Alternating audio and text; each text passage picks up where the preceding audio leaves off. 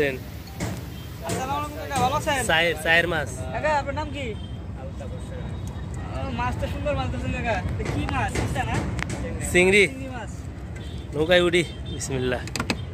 এগুলো কিসের? চায়ের মাছ না কাকা? হ্যাঁ, চায়ের মাছ। আচ্ছা, নদীর নাম কি? তুরাগ নদী, ডঙ্কার বিল। ধনজার বিল, ঢঙ্কার। নদী তো এটা না? এই বিলের মাছ। এটা বিল আর ঢঙ্কার বিলের মাছ। এটা তুরাগ নদী। পানি ভরে গেছে দেখে বিল আর নদী এক হয়ে গেছে।